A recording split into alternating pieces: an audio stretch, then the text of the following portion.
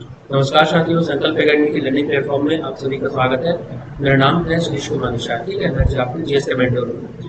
देखिए, हमारे पास कौन-कौन से कोर्स है जो संकल्प एकेडमी के प्लेटफॉर्म में रेडी है। वो है आपके पास में CGPSC pre plus mains, Vyapam के अंतर्गत आने वाली सभी परीक्षाएं, एसएससी, बैंक तथा रेलवे। छत्तीसगढ़ में अगर देखेंगे तो सीजीटेट तथा सीटेट की तैयारी हमारे द्वारा कराई जाती है। डिफेंस में आने वाली जितनी भी पोस्टेज हैं उसकी तैयारी भी हमारे ऑनलाइन या ऑफलाइन दोनों प्लेटफॉर्म में कराई जाती है। ठीक है, संकल्प एकेडमी ऐप को आप गूगल प्ले स्टोर से डाउनलोड कर सकते हैं। यहाँ पर एडिट प्रोफाइल में जाएंगे, आप अपना प्रोफाइल बनाएंगे और कोर्स जो है वो स्टोर में आपको मिलेगा। जो भी आने वाले एग्जाम है उसे आप स्टोर में जाके कोर्सेज को अवेल कर सकते हैं। हमारे पास अभी वर्तमान में छात्रों से शिक्षक सीजीटेट तथा सीटेट व्यापम से अंतर्गत आने वाली सभी परीक्षाएं तथा सीजीपीएससी प्री प्लस मेंस की तैयारी न्यूनतम शुल्क में कराई जा रही है। आप हमसे टेलीग्राम से भी जुड़ सकते हैं। देख लीजिए, आप टेलीग्राम का हमारा लिंक है संकल्प एकेडमी एस छत्तीसगढ़। ठीक है, चलिए पढ़ते हैं आगे। तो आज का हमारा टॉपिक है बुद्ध या बौद्ध धर्म के ऊपर हमको आज एमसीक्यू सॉल्व करेंगे, जो आने वाली सभी परीक्षाओं के लिए समान रूप से आपके लिए उपयोगी रहेगी। ठीक है, तो देखिए, पहला क्वेश्चन क्या है, गौतम बुद्ध के पुत्र का नाम क्या था। ठीक है, हमारे पास ऑप्शन क्या है, option A Vardhaman, option B Siddharth, option C Rahul, option D Rudrak. देखते हैं इसका सही आंसर क्या है। ठीक है, तो देखिए, गौतम बुद्ध के पुत्र का नाम क्या है हमारे पास में, राहुल। राहुल कौन है, उनके गौतम बुद्ध के पुत्र हैं। ठीक है, चलिए आगे बढ़ते हैं। सेकंड क्वेश्चन है, बौद्ध धर्म के संस्थापक कौन थे। ठीक है, आसान सा क्वेश्चन है ये। इसमें ऑप्शन दिए आपके में, ऑप्शन ए है महात्मा बुद्ध, ऑप्शन बी है गौतम बुद्ध, ऑप्शन सी है श्रवण बुद्ध और ऑप्शन डी है ऋषभदेव। देखते हैं साथियों आपका राइट आंसर क्या होगा। ठीक है, बौद्ध धर्म के संस्थापक कौन है, गौतम बुद्ध। ठीक है, चलिए आगे बढ़ते हैं नेक्स्ट क्वेश्चन की तरफ। हमारा अगला प्रश्न है, गौतम बुद्ध का जन्म कहाँ हुआ था। ऑप्शन देखते हैं, ऑप्शन ए है कपिल वस्तु की लुम्बिनी में, ऑप्शन बी है कपिल वस्तु के पाटलिपुत्र में, ऑप्शन सी वैशाली के कुंड ग्राम में और ऑप्शन डी है राजगीर के पावापुरी में। ठीक है, देखते हैं इसका राइट आंसर क्या है। इसका राइट आंसर है कपिल वस्तु के लुम्बिनी में क्या हुआ, गौतम बुद्ध जी का जन्म हुआ। ठीक है, चलिए आगे बढ़ते हैं। अब देखिए नेक्स्ट क्वेश्चन हमारा, गौतम बुद्ध के पिता का क्या नाम था। ठीक है, ऑप्शन ए है Siddhartha, option B Rishabhdev, option C Shuddhodana और ऑप्शन डी क्या है, वर्धमान। गौतम बुद्ध के पिता का नाम पूछा गया है। ठीक है, देखते हैं इसका राइट आंसर क्या होगा। इसका राइट आंसर है शुद्धोधन। ठीक है, शाप के कुल से थे, शाप के कुल से थे और गौतम बुद्ध के पिता। ठीक है, चलिए अच्छा, हमारा नेक्स्ट क्वेश्चन है, गौतम बुद्ध की माता का नाम क्या था। ठीक है, गौतम बुद्ध की माता का नाम क्या था। देखते हैं हमारा ऑप्शन क्या है। Option A Trishala, option B Mahadevi, option C Yashodhara और ऑप्शन डी हमारे पास में अनोजिया। ठीक है, चलिए देखते हैं इसका राइट आंसर क्या होगा। तो इसका राइट आंसर दोस्तों ऑप्शन बी माया देवी। गौतम बुद्ध की माता का नाम मायावती। ठीक है, चलिए आगे बढ़ते हैं। गौतम बुद्ध की सौतेली माता का नाम क्या था, ये हमारा है छठवां प्रश्न। ठीक है, हमारे पास ऑप्शन है, option A Trishala, option B Mahadevi, option C Prajapati Gautami तथा ऑप्शन डी है अनोचिया। ठीक है, चलिए इसका राइट आंसर देखते हैं हम क्या होता है। इसका राइट आंसर है गौतम बुद्ध की माता का नाम क्या है, प्रजापति गौतमी। ठीक है, जो कि उनकी पहली जो है शिष्या बनी। ठीक है, चलिए देखते हैं। सातवां क्वेश्चन कहता है, गौतम बुद्ध के बचपन का नाम क्या था। हमारे पास ऑप्शन है, ऑप्शन ए क्या है Siddhartha, option B Rahul, option C Gautam तथा ऑप्शन डी है महावीर। गौतम बुद्ध के बचपन का नाम पूछा गया है। ठीक है, क्या है क्वेश्चन आ सकता है। चलिए देखते हैं इसका राइट आंसर क्या होगा। तो गौतम बुद्ध के बचपन का नाम क्या है, सिद्धार्थ। ठीक है, याद रखेंगे। अच्छा, और राहुल कौन है, गौतम बुद्ध के पुत्र का नाम है। ठीक है, चलिए आगे बढ़ते हैं।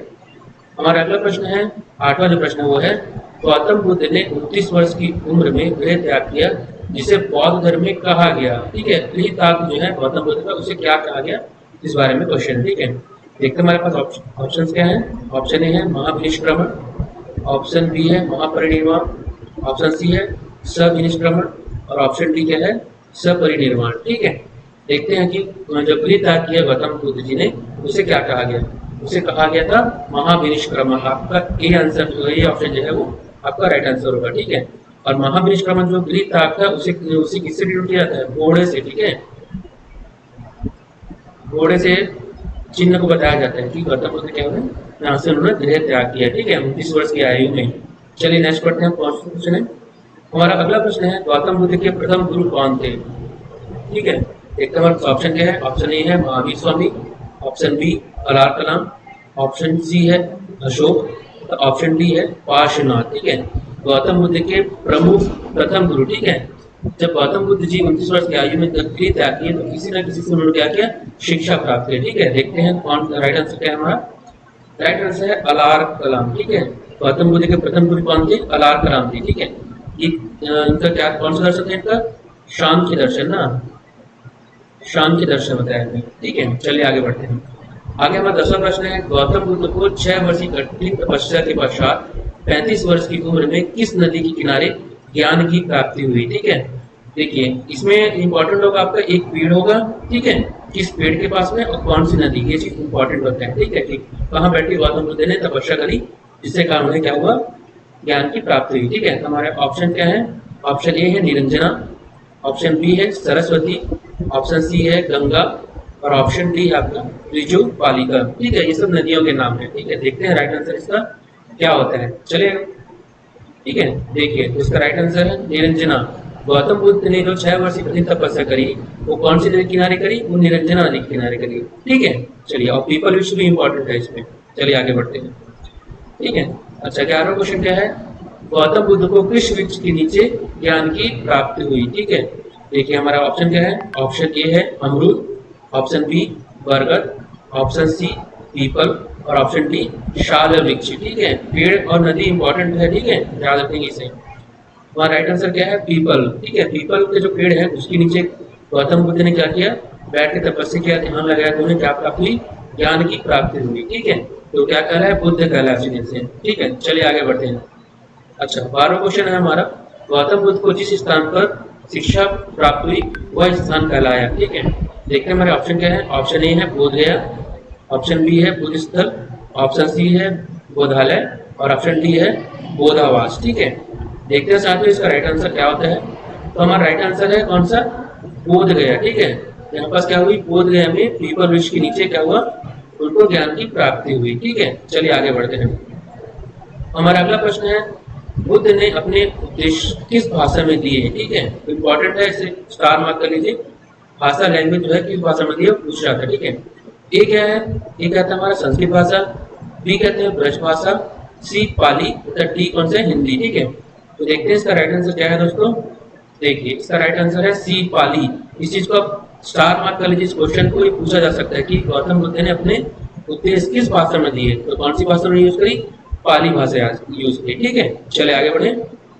हमारा अगला प्रश्न है बुद्ध ने सर्वाधिक उपदेश कहाँ दिए, ठीक है, कहाँ आएगा प्रश्न, उपदेश दिए कहाँ दिए। तो ऑप्शन ए क्या होता है हमारा, पावागढ़ गुजरात, ठीक है। ऑप्शन बी कौशल देश की राजधानी श्रावस्ती, ऑप्शन सी हमारे पास है सारनाथ, ऑप्शन डी है नन ऑफ दिस या इनमें से कोई नहीं, ठीक है। सबसे ज्यादा उपदेश गौतम बुद्ध जी ने कहाँ दिया, ठीक है। इंपॉर्टेंट क्वेश्चन है, देखते हैं इसका राइट आंसर क्या होगा, ठीक है।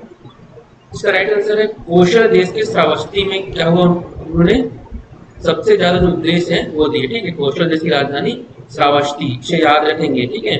चलिए आगे बढ़ते हैं। ये इंपॉर्टेंट क्वेश्चन है ना, याद रखेंगे, पेपर में पूछा गया है बहुत बार, ठीक है। क्या है क्वेश्चन, क्या है, एशिया का ज्योतिपुंज, ठीक है, लाइट ऑफ एशिया कहा जाता है, किन्हें कहा जाता है। देखते हैं हमारा ऑप्शन क्या है। Option A Mahatma Buddha, option B Rishabhdev, ठीक है, या गौतम बुद्ध, ऑप्शन सी क्या है तो श्रवण बुद्ध और ऑप्शन डी है कि आपके पास में गौतम बुद्ध, ठीक है। देखते हैं इसका राइट आंसर क्या है।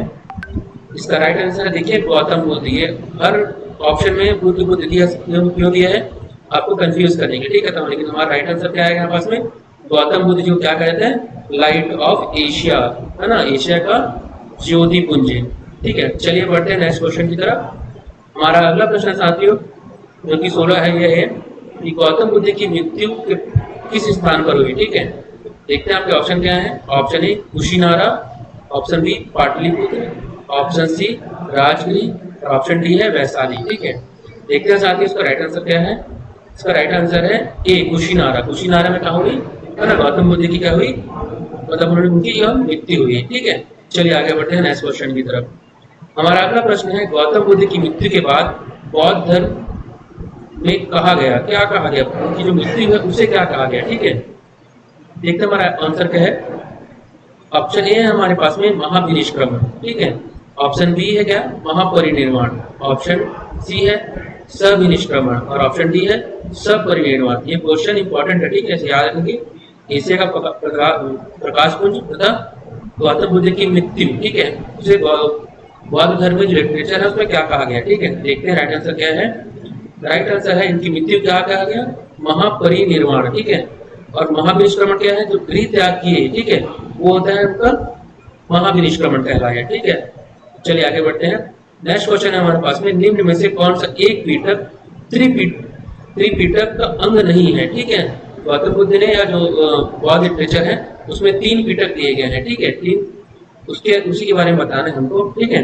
जो साहित्य है, ठीक है, बौद्ध साहित्य, उन्हीं के बारे में, ठीक है। तो ऑप्शन क्या है हमारे पास में, ऑप्शन ए है विनय पीटक, ऑप्शन बी है सूत्र पीटक, ऑप्शन सी है जातक तथा ऑप्शन डी क्या है अपने अधिगम, ठीक है, अधिगम। चलिए आगे बढ़ते हैं, इसका राइट आंसर देखते हैं। कौन सा त्रिपिटक का अंक नहीं है, तुम्हारा क्या आ गया, जातक, ठीक है। ये जो है जातक जो कथाएं हैं, इसके द्वारा जो आम जनता है उन्हें कहानियां सुनाई थी, जातक कहानियां होती है ना, उसी प्रकार की। तो विनय पीटक, शुद्ध पीटक तथा अभिनव पीटक जो है वो तो त्रिपिटक के अंग हैं, लेकिन जातक है वो उनका अंग नहीं है, ठीक है। चलिए आगे बढ़ते हैं क्वेश्चन की तरफ। हमारा अगला प्रश्न है, जातक किसका ग्रंथ है, ठीक है। देखते हैं ऑप्शन क्या है अपने।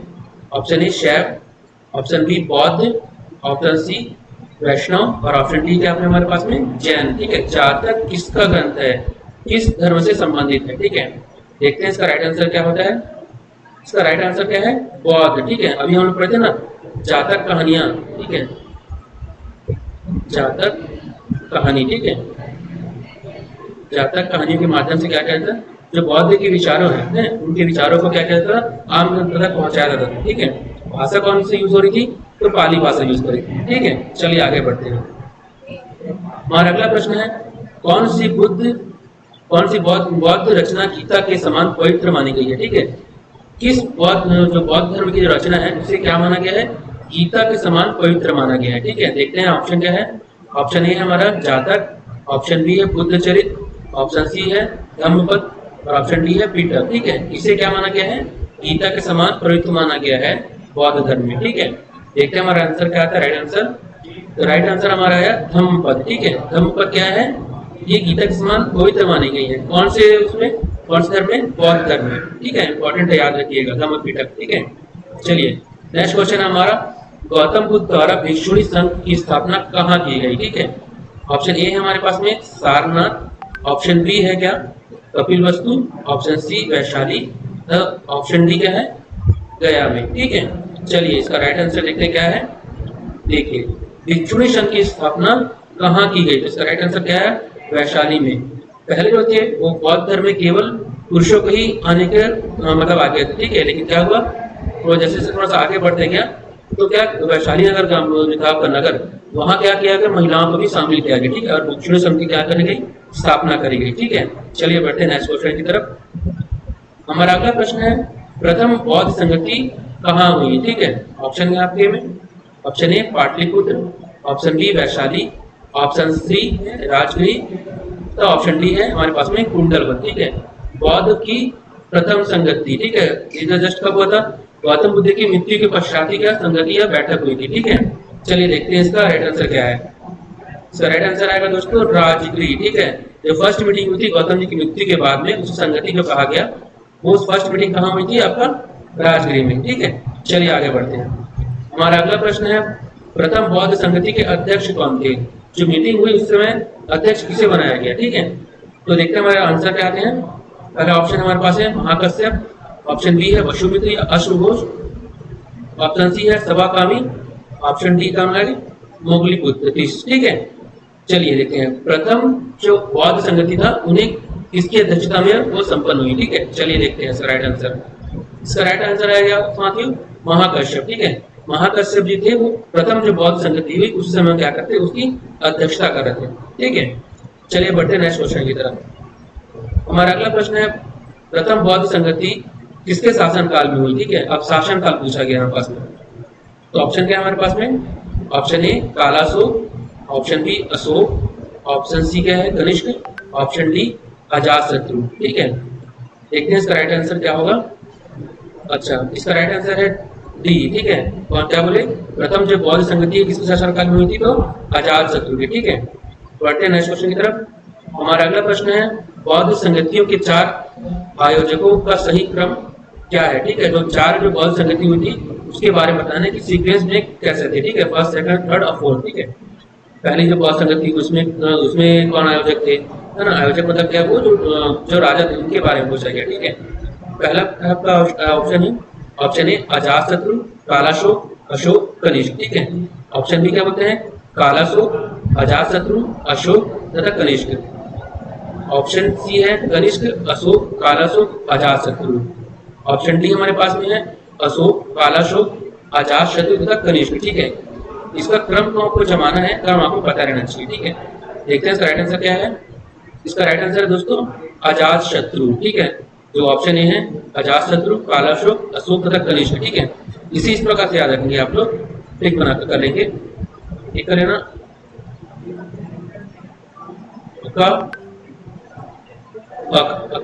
ठीक है, ये ट्रिक है। ठीक है, आज से हो जाएगा हमारे पास में अजातशत्रु, का से हो जाएंगे कालाशोक। ठीक है, उसके फिर जो है उससे है अशोक तथा अंत में जो का आया उससे हम कनिष्क बनाएंगे। ठीक है, इस ट्रिक को याद रखेंगे साथियों, ये बहुत काम आएगा। ठीक है,